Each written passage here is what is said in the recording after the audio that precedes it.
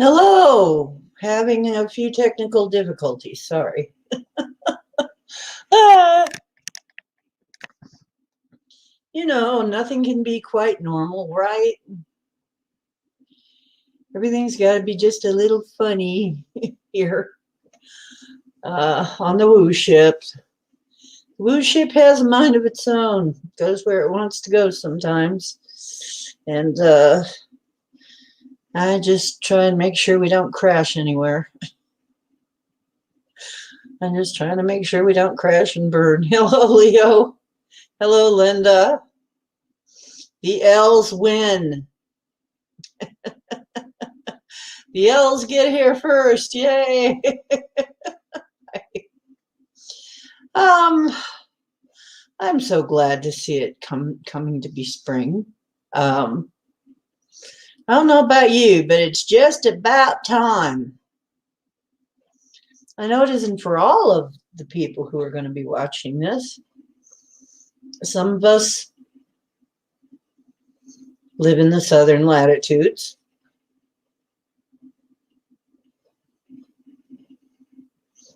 Oh, you shouldn't fly. It might get too crazy. Yeah, unicorn. No, I think I'm probably pretty unique.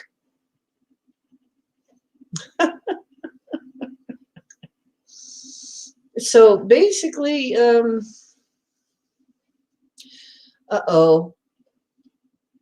I hear my corned beef and cabbage. You can't really see it, but I am wearing a green shirt. We are getting into green beer season. 'Tis the green season. Hi, Denali. How you doing?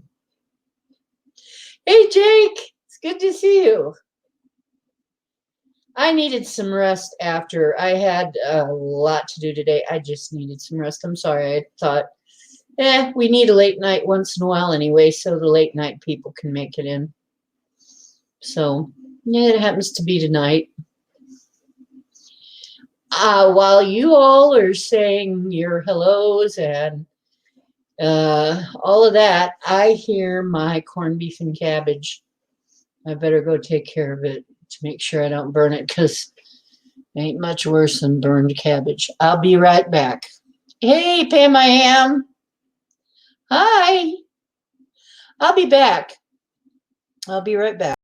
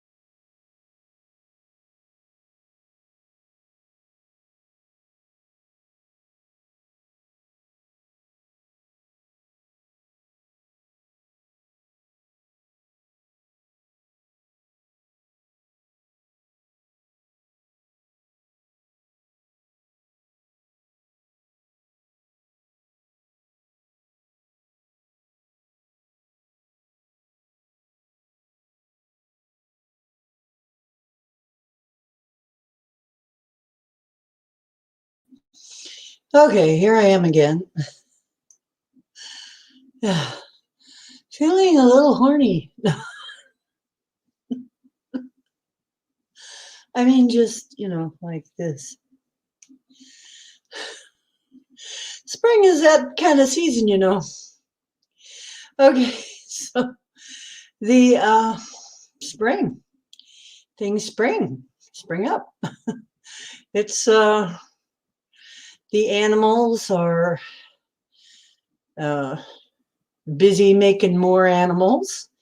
The plants are busy making more plants. Everything's busy here in the northern latitude. Well, in the southern latitude, everything's preparing to go to sleep.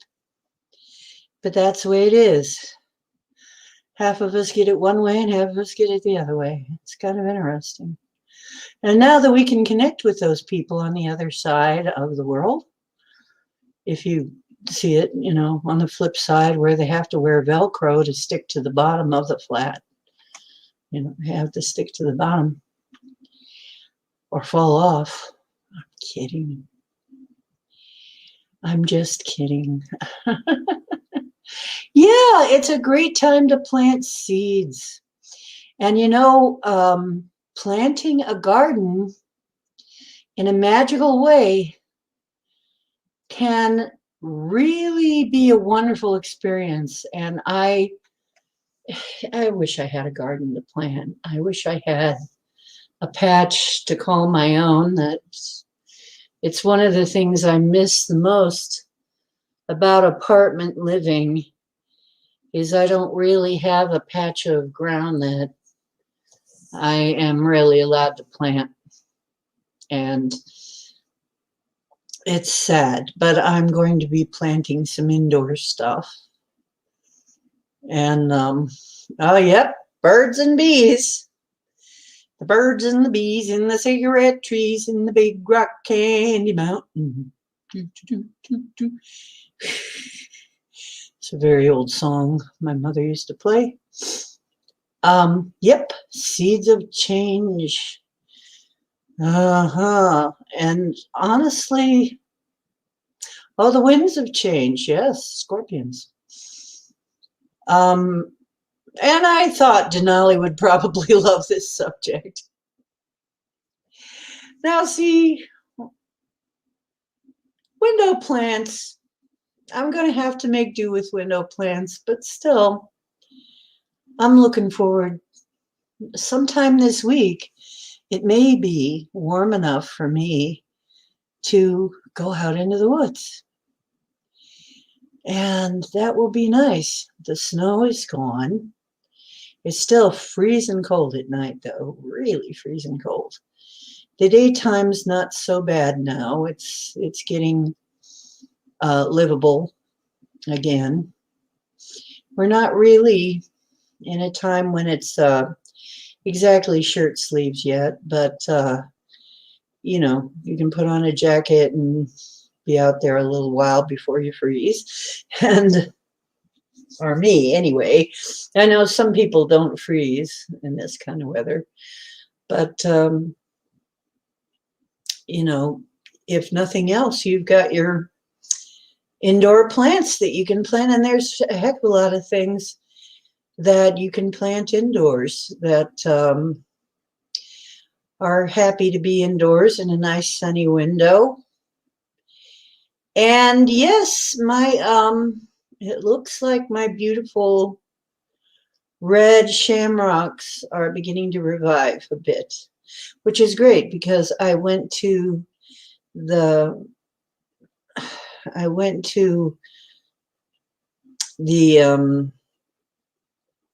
gardening section, and for some reason they're not getting them in this year. So I've been waiting for red shamrocks and to get some more. They're not coming in. So what I got, maybe all I got until I send away for some bulbs. But now we know we can send away for bulbs. Moss rose, yeah.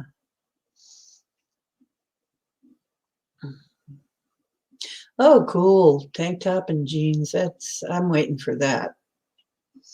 You know me, I want to walk around in a sundress and flip-flops. I don't really like to wear a lot of clothes. I love clothes on the one hand as a mode of self-expression, but on the other hand, I don't want them dragging me down. I like to be as free as possible. But I'm a Sagittarius. That's the way we are. So we are free spirits, and fire signs. So anyway, oh, you found some forget-me-not flower seeds in a drawer that you forgot about?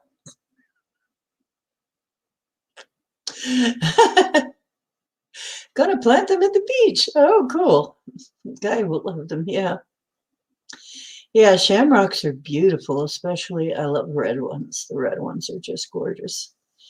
And I love my plant. I send it love. It looks like it's coming back. So, hopefully it'll be back.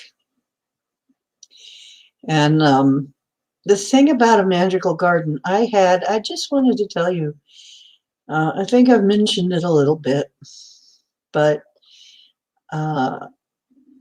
if you work with nature, with Gaia, with Mother Earth, if you work along with her, she will be more than happy to give you everything. She is not at all stingy. In fact, let me see, is this a good one? I'm going to check it. Yeah, this might be the full version. Let me see if I can open this. Because honestly, Mother Earth has enough swaggers. I have some Irish on my mom's side. So, yeah, tomorrow's St. Patrick's Day, green beer.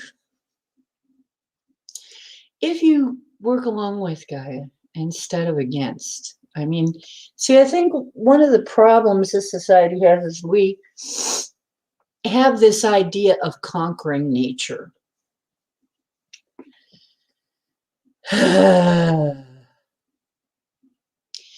We must conquer nature. Dude, it's a lot easier to work with it. I mean, there are earlier societies that do work with nature and they get a lot done.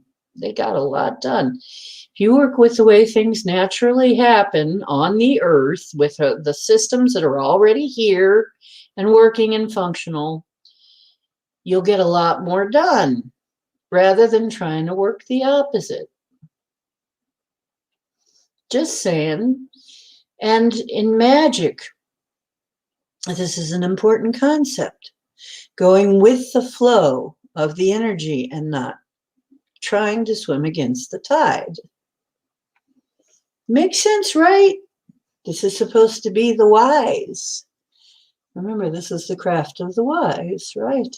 And it is wise to go along with the flow so that it's easier on you.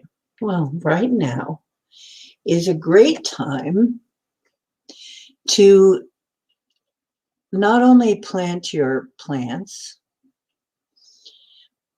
and clean your halls, make your, clean out your closets, make way for new, but also in your mind. And magically set your intentions. Start thinking what you want to grow in your life. Start planting the seeds for that growth. And you can even do an very old spell. And I don't really give out a lot of spells, but this is a very simple thing that, you could find anywhere, really.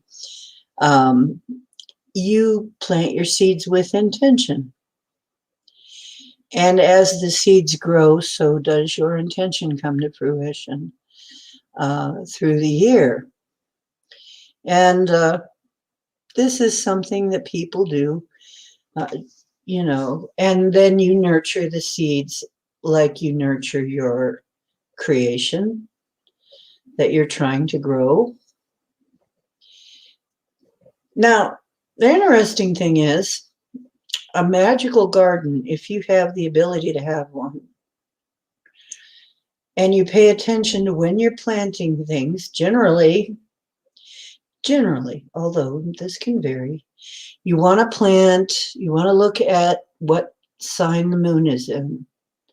You want to pick a fertile sign for the moon to be in, okay? So remember we were looking up, let me see, do I still have that up? Yes, okay.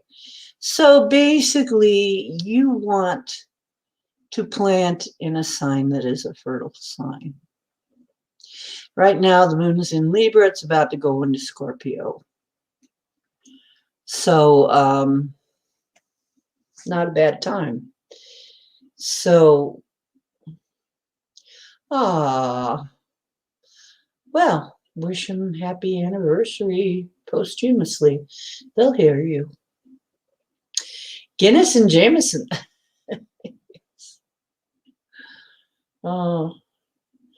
So what you do, you find out, and I can't remember off the top of my head which are considered fertile, but the sun is definitely in a fertile sign because we are in the spring. And that's so you want to pick a day to give yourself the best chance of things happening. Now, generally, it's good to have, oh, that's kind of in my eyes tonight. It's kind of bothering me. I think I'm going to put it down. I hope I'm not like too dark now.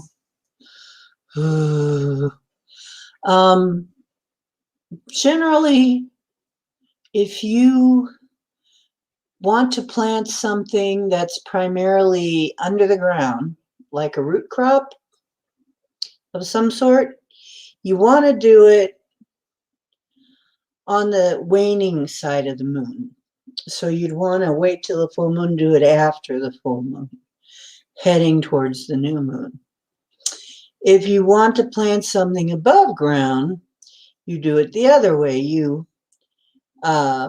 wait until new moon and then start planting for above ground crops. This is just a general rule. And it's not just in magical communities. I mean, this is just a known thing that somehow the moon has an effect on growing things. And if you work along with it,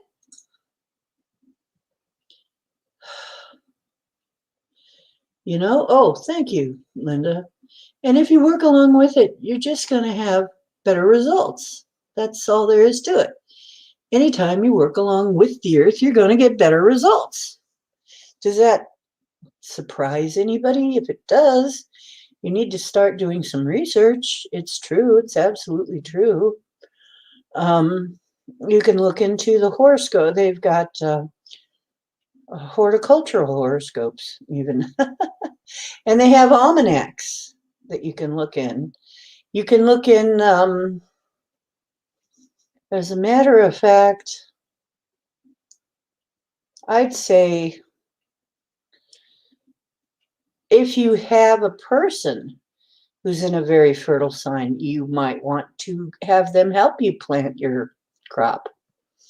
That would probably help, because when you hear about people just having a natural green thumb, that's part of the reason they do. Some signs are just more fertile and have an easier time growing things. Even though I'm a Sag sun sign, which is not particularly a fertile sign, I have a Cancer moon.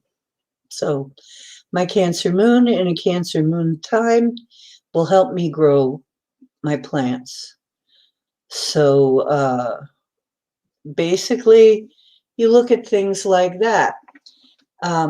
When you're outside asking for help from the nature spirits is a good idea. They'll make things easier for you if you let them know what your intention is. If you let them know, it's like, hey, I'm planting a magical garden here, and you send it love. You send love. I mean, that's one of the things that I found. If you can get yourself, sit yourself down somewhere peacefully and just radiate love on that land and just radiate it. You just, and then think of the love going into the land and into the surroundings, and think of how beautiful it is, and think of how much you want to add to the beauty and the value and the nurturing of that land. Think about that. Sometimes I even, me, I tear up really easy. And sometimes I'll even cry a little bit. And nature loves all that, okay? Nature wants to be loved too, and will love you back. Usually start sending you something to let you know that it hears you, that it feels you, that it's going to help you, it's going to back you up, because Mother loves you. Mothers support their children, nurture their children. That's what they do. Gaia's no different. Show her that you're one of her children trying to do something good, and you're willing to work with her to make something wonderful, and she will help you. And your plants will grow huge. And this has been proven. There's a place, I can't remember the name of it, but you can look it up. I know somebody who even went there. And just with these intentions and the love and, doing it in a natural way, doing a permaculture. We'll talk a little bit about permaculture. I'm not, the plant expert. We've got friends who are plant experts. But, if you're doing the permaculture where all of the plants are happy with each other and helping each other and all that, you really don't have to work that hard to keep up a garden. You can actually, well, Pisces is very fertile. Pisces is pretty fertile. So yeah, I would say definitely Pisces. If I had a Pisces friend or a Scorpio friend helping me plant, that would be much easier. Yeah. My mom's birthday's coming in April, so my parents aren't yet. Unicorn verse. That's right, Jake. Unicorn verse. Yeah, the love bubble. Exactly.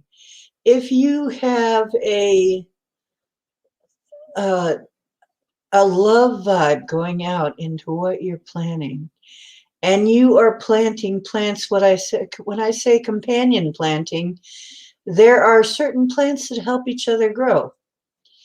And yes, of course, Denali, of course they will be. I had a tiny yard in a city in Akron. And it was just one of those little postage stamp yards that people have in cities, And actually, I was just a little bit out of the city. I was right on the edge of the burbs. And the edge of the burbs. So we, out in the burbs, they usually have bigger yards, but we had small. And, people would think there wouldn't be much grown there. But honestly, once I started planting that way, things grew huge, and I made friends with the bees. I would see the little bees out working, and I would say, "Oh, hi," like they're my dear friends, and send them love, and they would just be happily working away and pollinating. See, companion plantings will actually help each other grow. And the Indians knew about this. They would plant together corns, bean, and squash. They called them the three sisters. And what would happen is you would plant the corn stalk, then, and by the way, you would always put something like a dead fish down at, when you were fishing, you'd get some fish, some little fish, and you'd plant them at the bottom to give it some humus, to give it some animal fertilizer. That was kind of also like an offering, and to make the plant grow, because I knew it would always make the plant grow better. And my mother would do stuff like that. She would put something like that at the bottom of stuff she planted.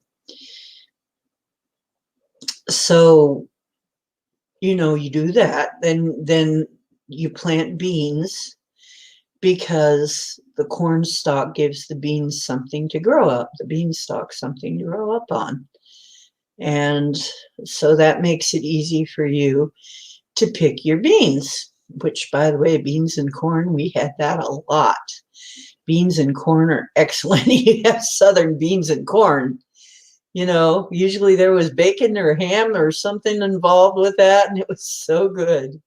We used to like really wait for that. What's that called? Some people call it succotash or something. It was gorgeous. Yum, yum, yum, yum, yum, yum. And let's see. Then they would also plant with that the squash. And the squash has really big leaves. And it would keep the yard moist, the garden moist. You want to keep the roots moist. You want to keep, so it would sort of protect the roots of the other two plants and help them to grow. So all together, these three, they lived on this. This was, and it was usually quite abundant if you did it that way. And it was planted in a circle, not in straight rows. Yes. And if you do food combining, you realize that you put those three together and you have a very nutritious meal, really. You add something like maybe a fish to that, or a hunk of meat, and you've got a very sumptuous meal, right? Really good meal. That's good eating. And so you've got abundance, and it's growing itself. It's watching after itself. You don't have to worry about it as much, because they're all going to protect each other. They're all going to take care of each other to a certain extent, and you're not going to have to do as much work. If you're planting roses, you might as well plant valerian along with the roses.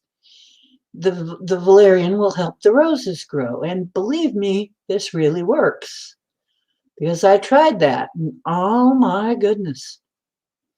Did we have roses? We had so many roses. We had some people like, I don't know why I just can't grow. Man, we grew roses. We had roses all over the place. We had every kind of rose growing. And we had all kinds of other stuff too. I mean, I planted all kinds of herbs, and we had them all. They were, I told you the day I walked out, and I'm like, what is this thing? And it turns out to be an 8-foot tall tarragon plant. I'm like, well, it just must have really felt happy. I do love tarragon. I love the smell. It's a lovely smell. Yeah. Oh, you want some brown beans, fried potatoes, and cornbread. Cornbread. Oh, cornbread is a wonderful thing, isn't it? Yes, you bet. Yeah. Oh, yeah. When you plant a tree, it's good to put a rock in there and then plant a seedling. Yeah. Gives it a solid foundation, something to hold on to. Yeah. Um, I don't watch Roots and Refuse myself, but it's kind of interesting sounding uh, topic. I'll have to take a look at that if I ever get a place to plant anything. Yeah. Um, homesteaders. Oh, yeah. Boy, I wish I could do that. I miss it. I so miss it. I'm going to have to find some little hidden place around here to grow something. You know, help me find some little place where I can grow something, please. Or somebody with a yard that would let me grow it. Um,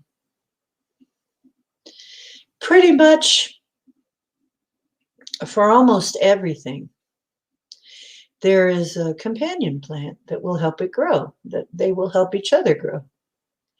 And this is called symbiosis. When you have a symbiotic relationship, it means that that is a beneficial partnership. And you know, it's interesting because this goes with people too. If your relationship is symbiotic, you both benefit. You both help each other and you both benefit from the situation, from the relationship. That's symbiotic. And that's really how nature works.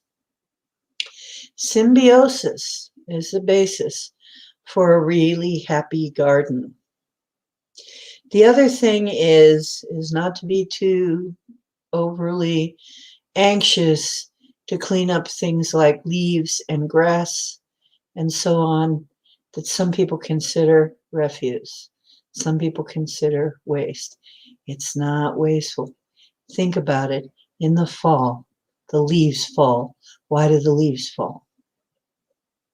It makes a blanket. It makes humus for the next generation. It builds up the soil. And I think I have told before how there was one of the scientists who was in the biodome. And so she was famous for that. She moved out to someplace like Arizona, where they usually keep everything like raked up and everything really tidy. She just let all the leaves and everything just fall on the ground and stay there.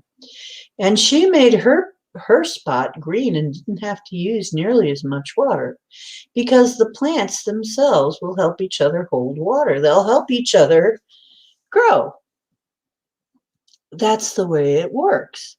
You take a person who really understands this, they can go out into a desert and make it green because they understand how things actually work. It's not hard to get it to work that way. Once you get it established, the hard work is getting it established in the first place.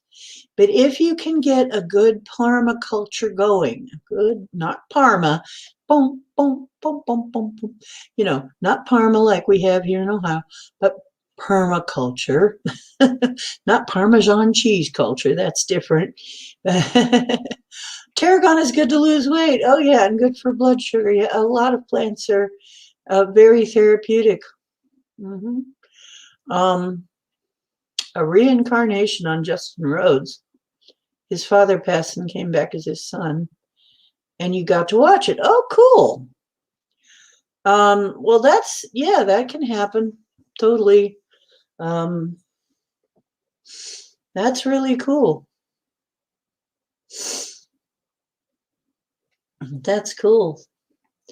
So, really, you can do quite well if you do it right, if you plant right. We had grapes growing so densely. It was crazy. We couldn't harvest them all. We were going nuts trying to harvest them all and trying to get rid of them all. We had to give them away. We had so much growing, we had to give it away. We had to, we finally found a co-op to give our grapes to. I mean, but we, today probably I would donate a lot of them to the to shelters and soup kitchens and so on. But we had so many grapes. It was beyond belief. And we had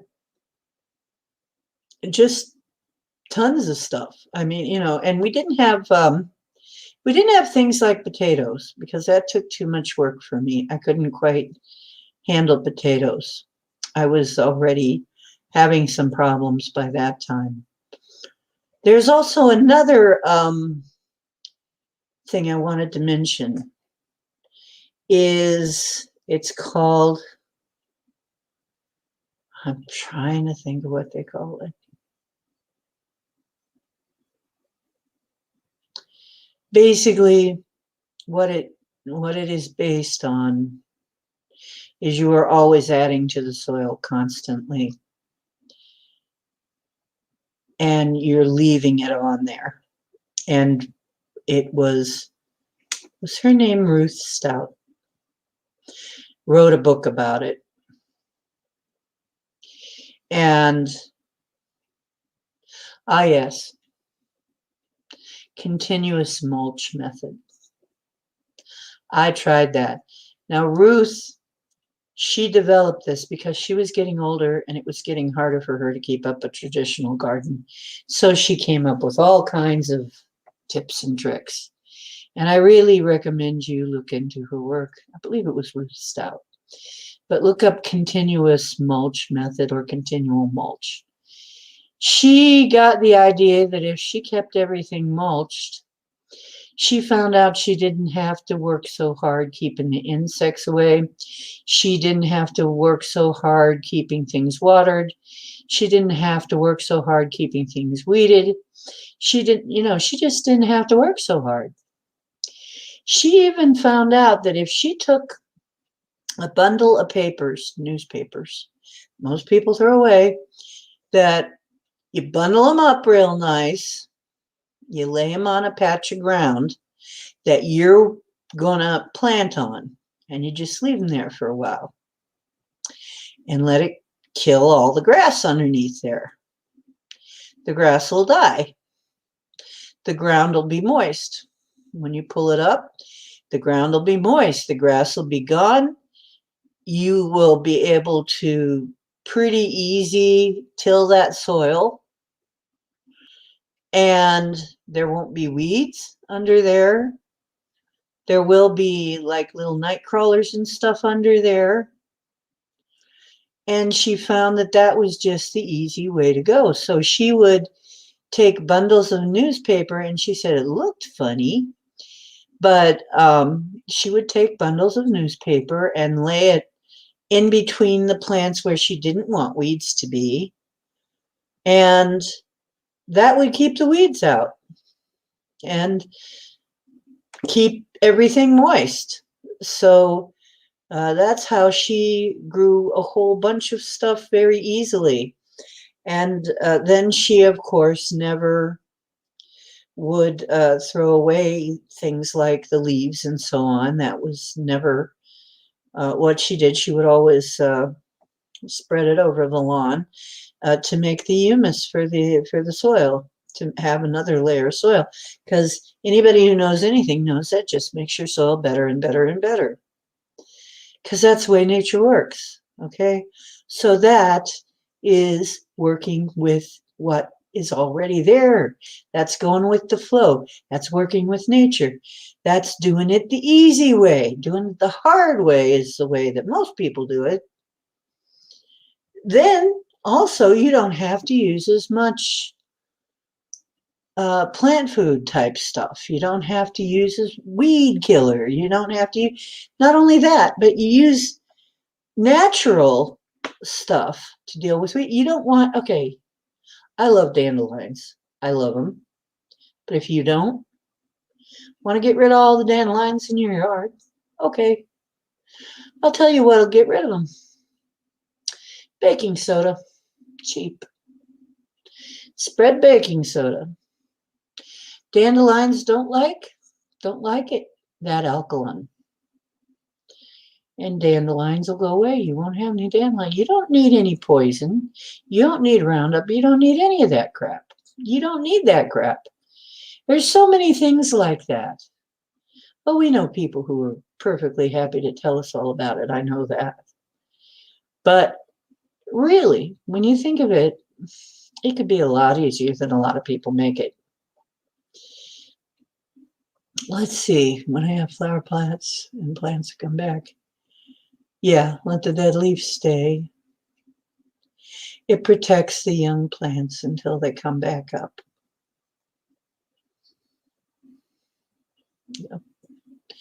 Yeah, it tells me there's only 2 of you here. I'm like, okay. Right. So that's accurate, isn't it? Yeah, well, we actually have 2 people, and I know there are more of you here. So anyway, so we've got all kinds of ways to work with Mother Earth, to work with the nature spirits. You know, you can talk to the birds about it. You can talk to the birds. I mean, you could say, I don't want you eating me. You can talk to the squirrels. You can leave them a little bit of feed somewhere else and say, but leave my XYZ alone. Some places we have deers that eat everything. They like a change of pace too, you know. They like to eat your garden. Let me tell you, there are some people that think of deers as pests because they'll eat your garden. Yeah, it shows there's nobody here. Nobody here. You know. So talk to them. Give them something, but tell them, you know, you can't eat this. This is mine. Now, what I would tell the bees, and people saw me do this, and we were such good friends with the bees. Hi, Ken, how you doing? I was such good friends with the bees because I would just sit there and just love them and just, hello, yeah, look at you working away, making my garden grow. That's so sweet of you. And I would sit out and say, oh, the sun is so beautiful, making my garden grow. And if it would rain, it'd be like, look, the rain is nurturing my plants. And you know what? It's like I had such a close connection with nature. It felt good to sit in my garden. I felt home. I felt more at home in my garden than I felt in my house, really. My ex owned the house. He had it in his name. I felt very much more at home in the garden, like, and really outside, period.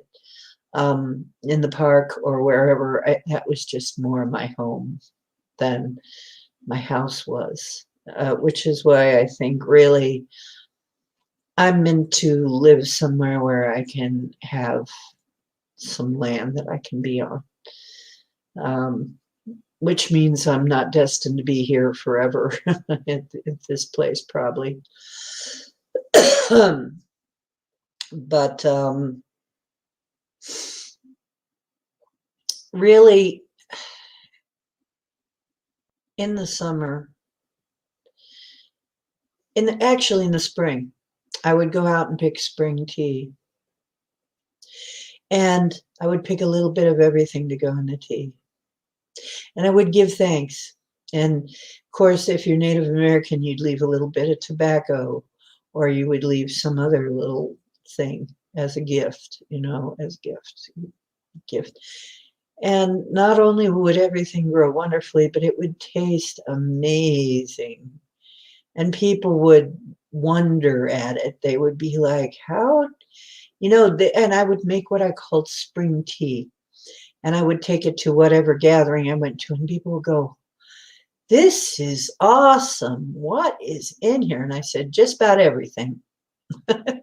Everything from my garden is in here. All of the new herbs that are coming up is in here. And all together, they're delicious, right?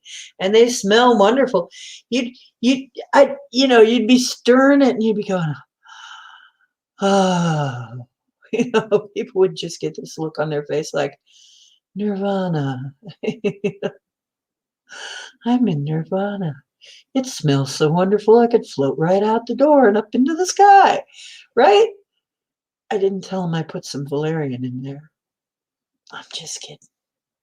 Yeah, I did. I put a few valerian leaves in there, but not enough to really hurt anybody. They were just there, Anyway, but yeah, it would be so heavenly of a thing. And it would also be another way to connect with nature.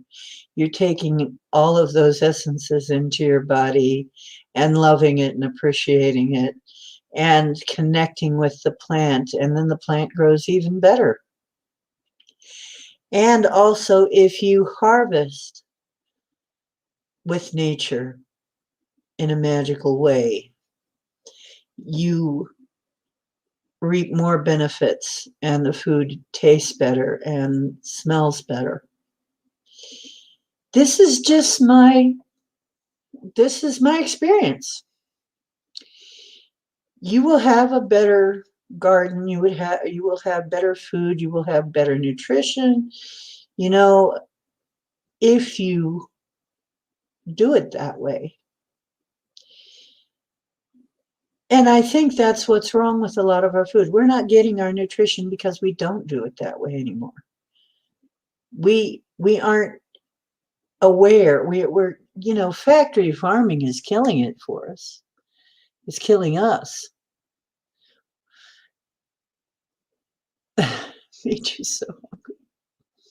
God, I would love to be able to pick me some spring tea.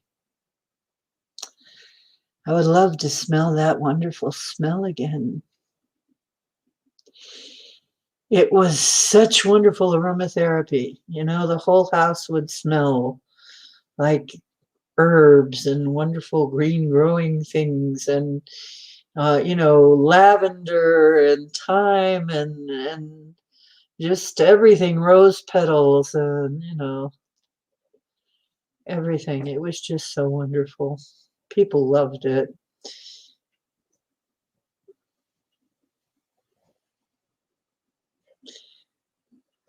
Molly of Denali. Molly of Denali. Oh, okay.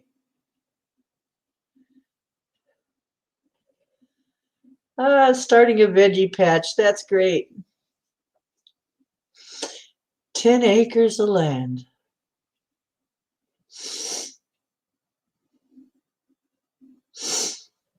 No, you're welcome. Yeah. Well, I'm getting hungry because I'm smelling my corned beef and cabbage. And I have a little cornbread to go with it. So when it's done, I'm going to have that. And then I'm going to have some nice southern cornbread cooked in bacon grease.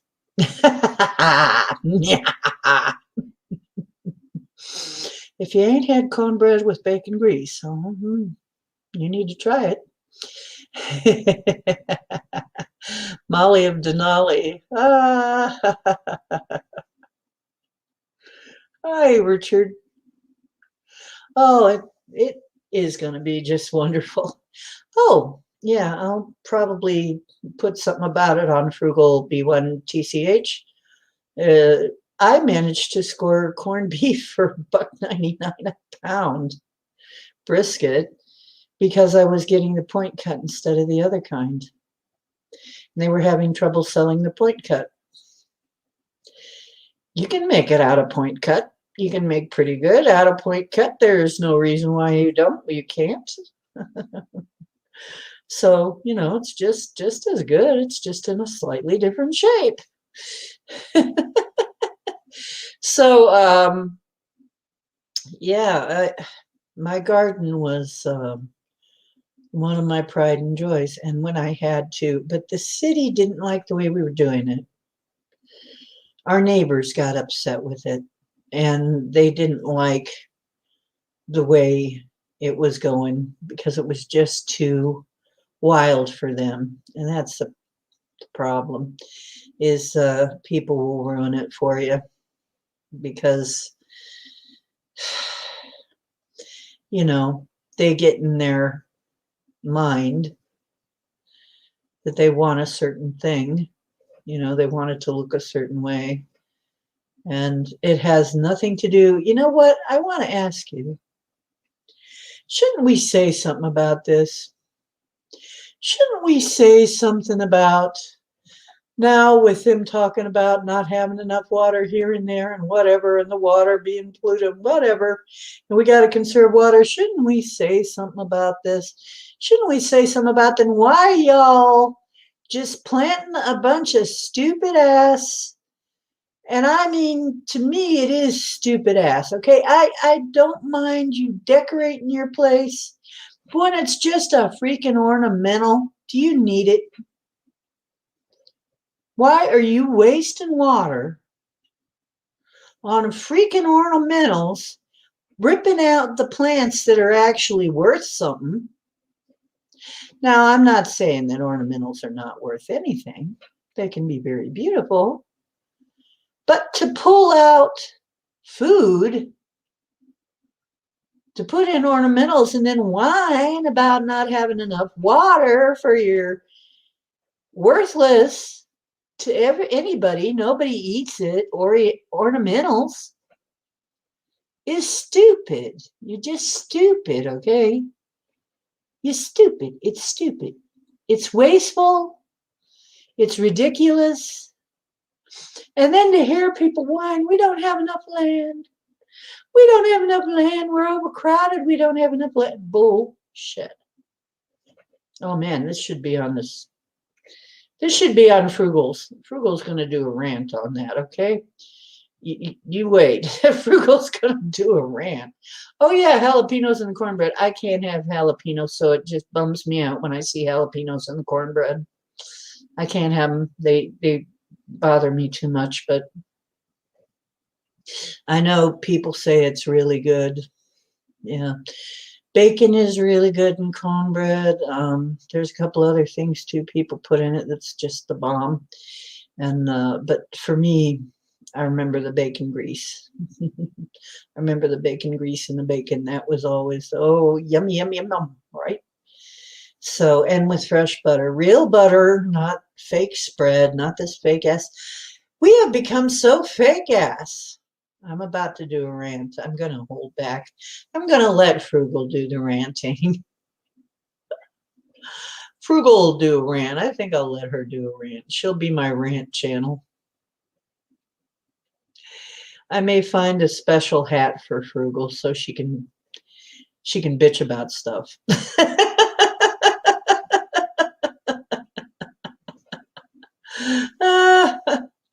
This is late night. This is not for kids. I can say that. Anyway, yeah, you know, there's so many ways to make it, to do things better. Ornamental plants, to me, if you're pulling up, if you're killing your dandelions and on your plantain and your so-called weeds, and then putting in a bunch of ornamental crap that absolutely nothing eats, and then putting in the chemical crap, and you know, to get your lawn to be just a lawn and nothing, even though nothing eats your lawn, nothing is, you know, you don't have cattle, you don't need a pasture, okay? You don't need it, okay? I understand you might want to have an area where people are be able to play ball or whatever, but you know, do some things. But really, honestly, you don't need acres and acres, do you?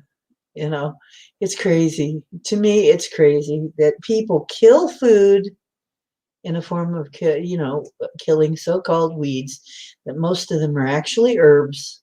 And then they put in a bunch of stuff that they cannot eat, and then they whine. There's not enough land, there's not enough food, not enough water. Plant right, use your brain, use your head for something more than a hat rack, is what my grandma would always say. And you'll have all that. The earth will give it to you. Free. Free. You know, everything we're paying for, Earth gave it to us free. Earth was willing to give it to us for free. Absolutely free. Water, food, clean air, everything. Everything. Free. Crazy. Let me do a share screen just to remind you, and this is the Alex Gray painting. And this is a picture of Gaia, Mother Earth, by Alex Gray, one of my favorite artists. And if you look this up and you take a really good look at it, you see this is the two different sides here, the two different ways it goes. On this side, this is technology. Technology is on the right. Nature is on the left. And as you see, you can see everybody's being fed on the left. Everybody's living a life. Everything's green and growing. The air is clear. The animals are thriving. The plants are thriving. Over here in the technological side is a kind of a hell. And unfortunately, some people are looking at this side and saying, oh, this is what I want.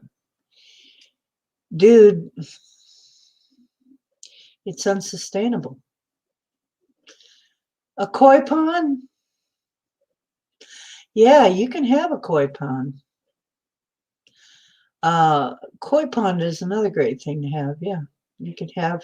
I had a friend who made one of those, who made himself a koi pond. He put in all of the fish he'd ever won from every fair he'd ever gone to. He had been growing them all these years. So basically, my whole thing is tonight is just to say, as you plant and as you tend your garden, think about what you're doing. Be mindful of it. Realize that what you do, like the Native Americans say, how will it affect the next 7 generations? Because it will affect the next 7 generations. Okay? What we do today is going to affect the future. And if you think that you're going to be leaving soon and it's not going to affect you, I hate to tell you, but you're probably going to be back. You're probably going to be back. And if you have screwed it up, you are going to be suffering along with everybody else. And that is, I think, another reason why it's been hidden from us. The reincarnation has been so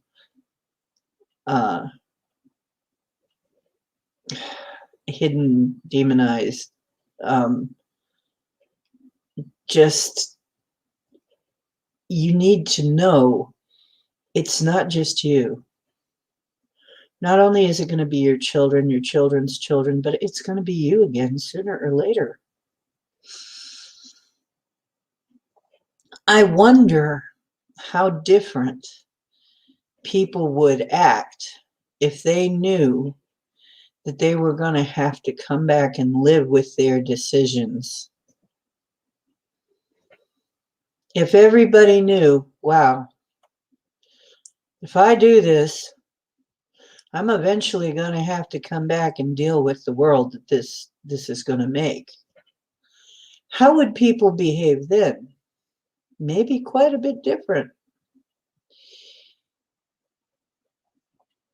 Yeah. And it's like, yeah, Linda, it's like that with everything.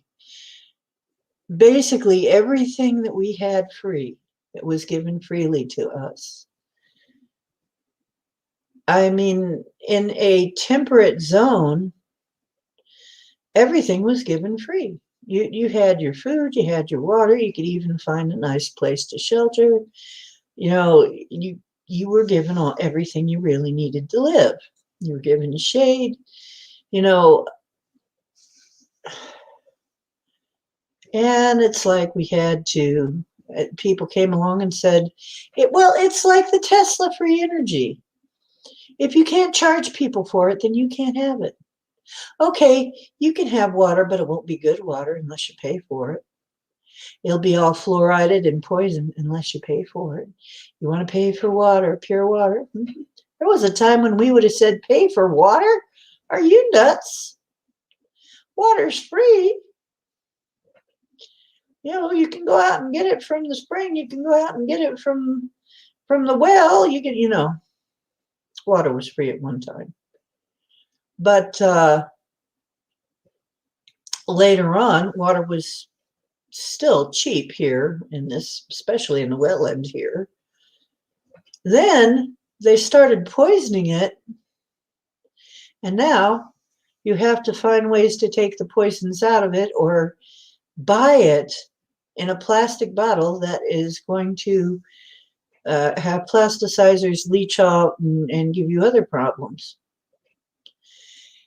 It's like, are you kidding me? That's why I have a purifier instead of a lot of bottles, is because the plastic bottles, after a while, it can actually leach into your water, and then you're getting chemicals anyway. Ridiculous. It's ridiculous. We need to really start thinking how we're going to combat that, what we're going to do.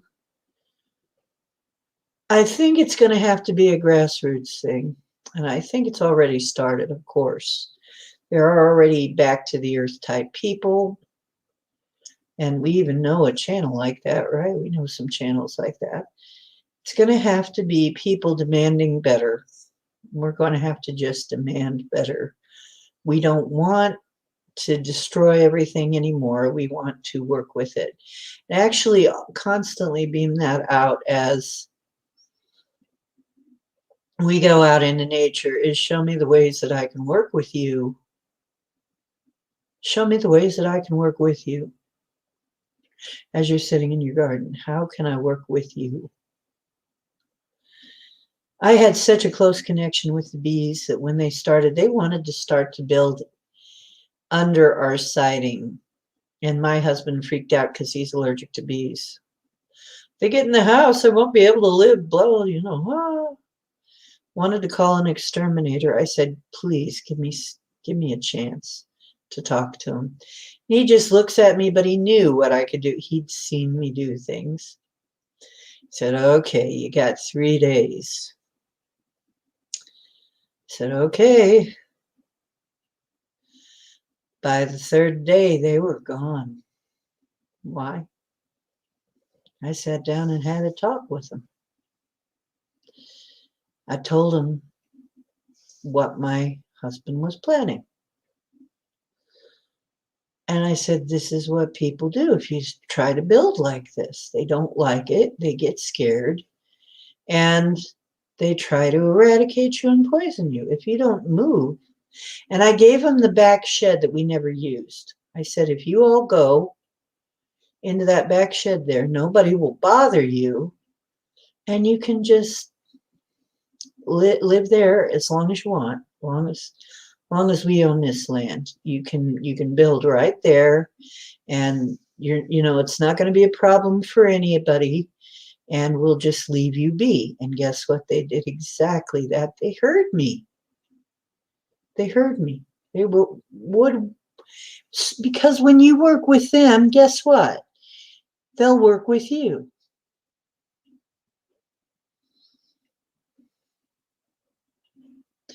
Oh, Underground Railroad, yeah. Grassroots effort, literally grassroots. Honestly, yeah. Underground Railroad. I think my mother wouldn't have known, because she was a kid when all this was going on. It sounded like my mother's side was involved with the Underground Railroad, from some of the stories they told of my great-grandmother and my great-grandfather, of how people would just show up at their house, and usually black people, and they would shelter them for a while and then let them move on. And I believe, see, you wouldn't tell a kid that, what was happening really there. You wouldn't tell them, because that kind of stuff could get you killed. Okay. In some places it was illegal. In fact, the reason my great-grandparents moved north is because they just couldn't handle what was going on anymore in the South with that. Because great-grandfather was a sheriff, and he could not stand having to chase down escaped slaves. It hurt him to do that, because of the way they were treated when they were caught. And finally, just couldn't take it anymore and came up north. Wanted in his old age to get away from all of that.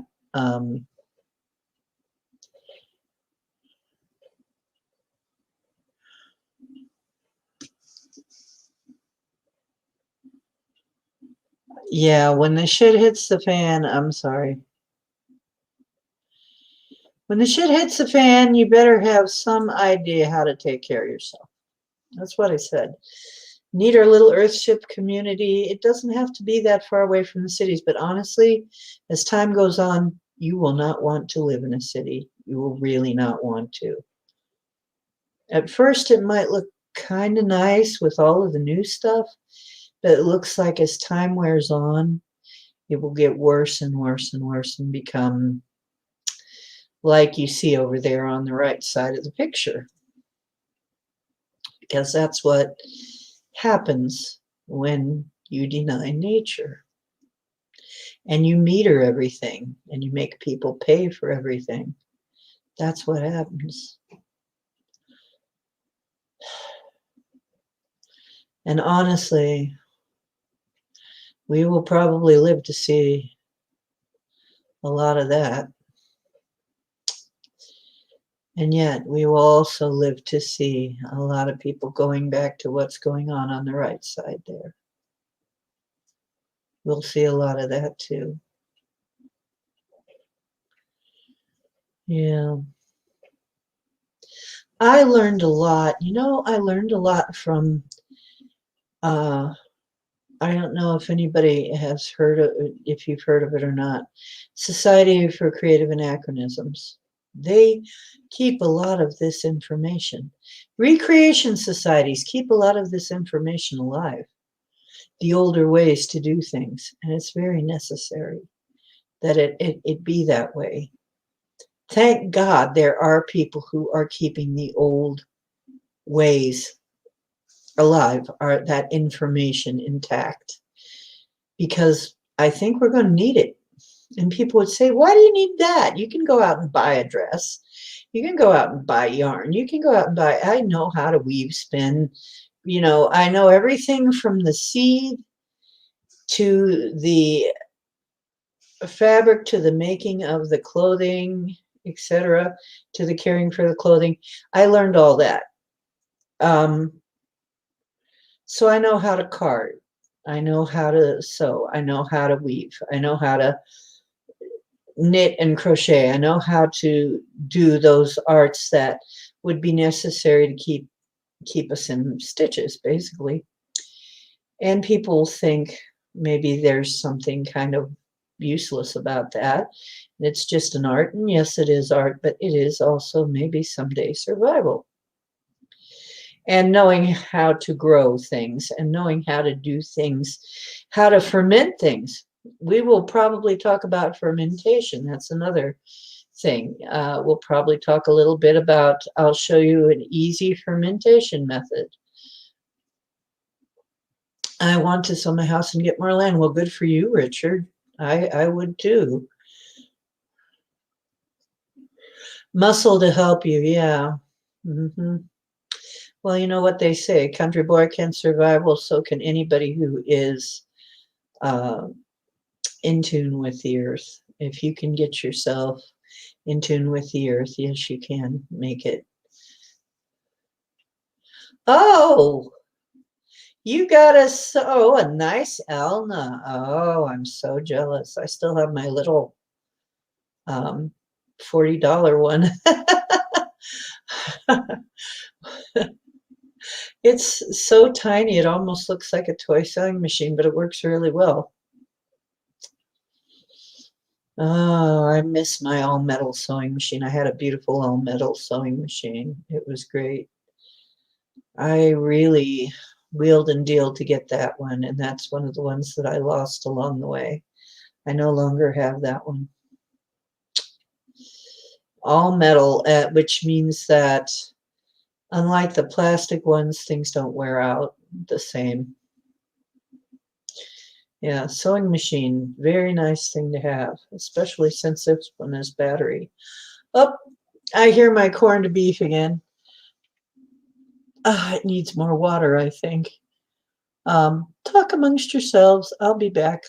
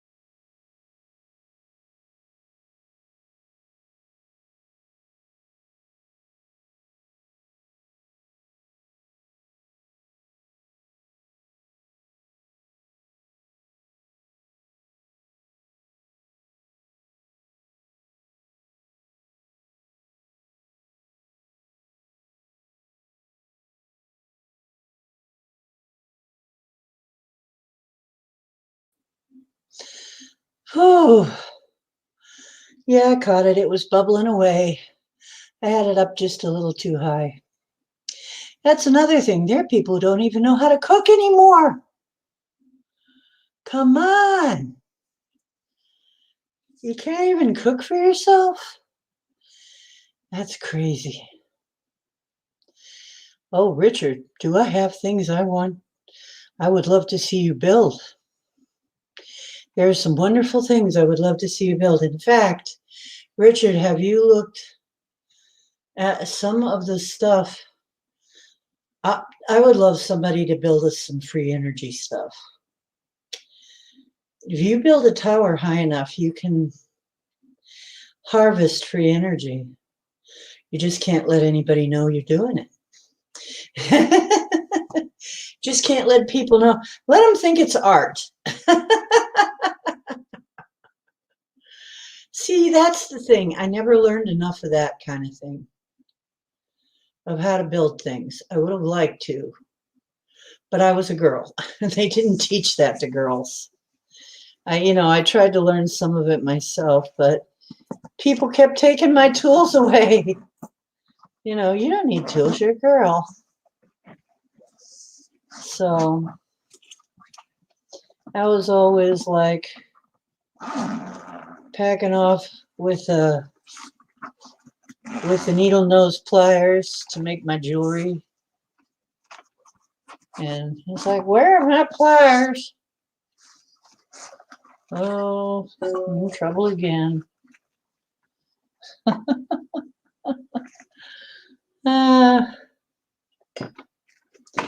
So Richard, man, if I were a gearhead, I would be working on free energy technology, like absolutely. Like you saw in Turkmenistan, I showed you. There's diagrams and stuff. I mentioned John Levy. He has a few videos about it, and there's also a few other people that have done videos, but you can find videos on how to do this. I would love to try it and see it working because, frankly, I think we're going to need it.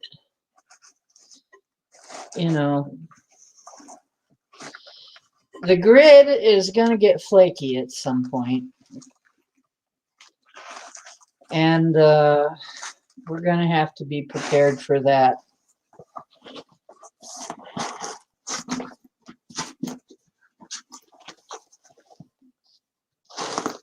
Oh, gee, I was just going to play the singing bowl.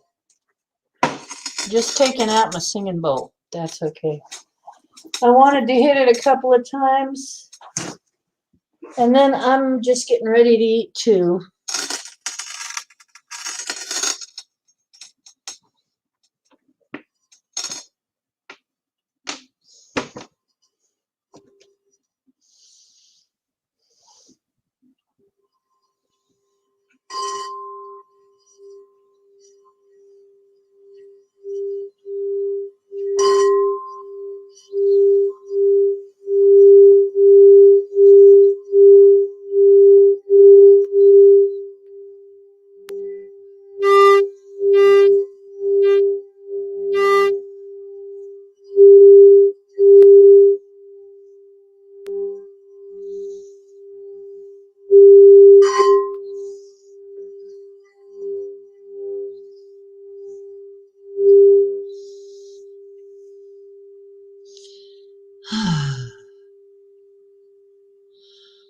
Oh, that makes me feel so much better.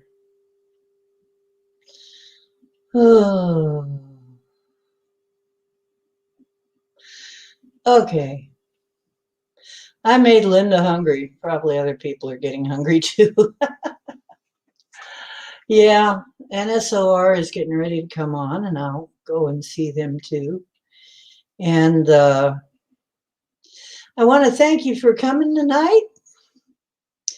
And I'm always grateful when you come in, and I love seeing you. And I miss you when I don't see you.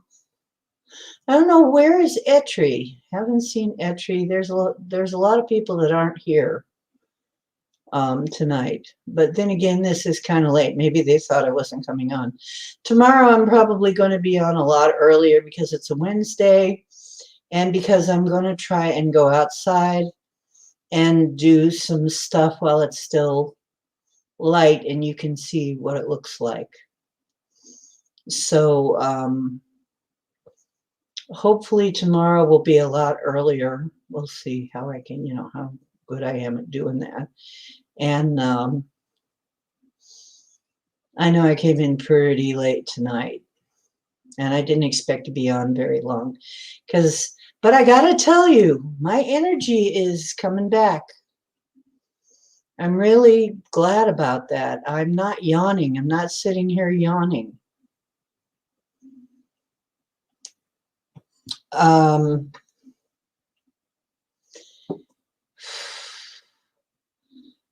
Yeah, I think things are clearing up, and I think they're going to keep clearing up. I hope they do for you too, because that's one of the things we do here, is try to help you live a better life. Okay? And so that is my hope for you, is that you have a little bit better life because of this, and that we help people.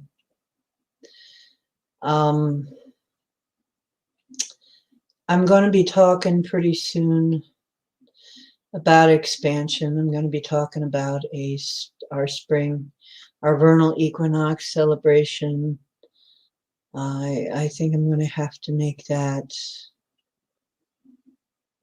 I'll see when it falls, and try and make it at a time when people can get to it, and we will have a nice vernal equinox.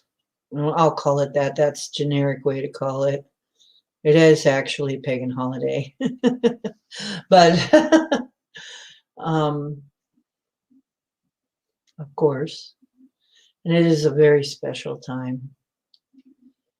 The equinox, the vernal equinox, is an especially hopeful time of year when the energy is returning, the growth energy, and things are waking up in the northern latitude, and should be a time of rejoicing and happiness and high hopes. So like, share, subscribe, tell your friends, invite people over. Hopefully I'm fun enough that they enjoy it. Hopefully we're enough fun for them. And we're going to be doing some more, a little bit weirder subjects again, the woo. This wasn't too woo tonight. There was a little bit of woo to it. Dealing with nature always has a bit of a woo side to it, right? But actually just a sort of a survival show about how to live in tune, you know? Speaking in tune, I have my singing bowl. And I'm not afraid to play it. So, good night, Richard. Good night, Denali. Good night, anybody else who's left. I'm getting ready to head over to SOR too. Let's all go over and give Dave a hard time. Let's all go over and bother Dave. And be glad that we are heading out of the cold and into some warmth where, you know, I'm so looking forward to it. I'm so happy. Okay, take care, everybody. Truth is where you find it. I hope you're finding some here. And this is Ocean Making Waves. Now go out and make some of your own. I love you. I'll see you next time.